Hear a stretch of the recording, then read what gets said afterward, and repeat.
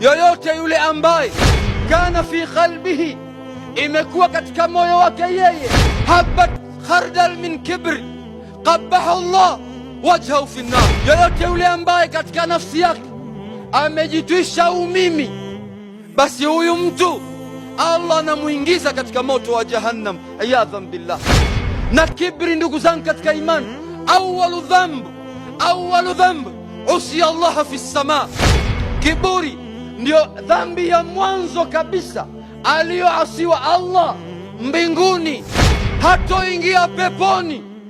Hatoingia peponi kabisa, vile atakavyokuwa, vile atakavyoishi yule ambaye katika moyo wake kuna chembe ndogo kiasi cha uzito wa tembe ya khardal, ambayo ana kiburi katika nafsi yake. Masahaba wakashtuka sana, ni jambo zito, ni amali ambayo yenye kufichikana katika moyo wa Muislamu. Kiburi ni pale ambapo mtu anakataa haki. Kiburi ni mtu ambaye anayekataa haki, na vile vile mtu yule anakuwa anadharau watu, anawakejeli watu, anawakunjia sura watu, anajenga uadui na watu katika jambo la haki. Kibri ni maradhi yaliyokuwa mabaya, yanazuia haki.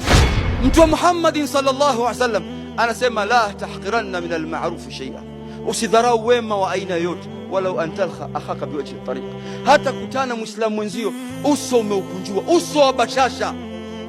Hii ni kuonyesha kwamba mtu asiwe ana maradhi ya nafsi yake katika moyo, akaumbwa akawa na kiburi. Nafsi ikifikwa na mauti, ikaona hali iliyopo, itasema ole wangu mimi kwa hali niliyokuwa nayo, kwa fitna nilizokuwa nazo, kwa matatizo niliyosababisha umma huu mpaka damu zikamwagika. Ole wangu leo kwa hali kama hii, na kwenda kwa Allah, Allah akiwa amenighadhibikia, ndio kwenye hali ya namna gani? Kiburi kinamfanya mtu asione haki. Anaweza akaambiwa hii ni maiki, akasema huu ni muhogo. Wa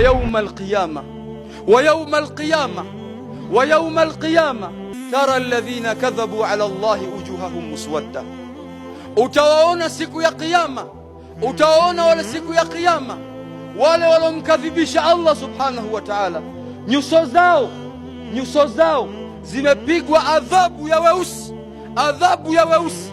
Kisha Allah anasema, alaysa fi jahannam mathalul mutakabbirin, haikuwa hiyo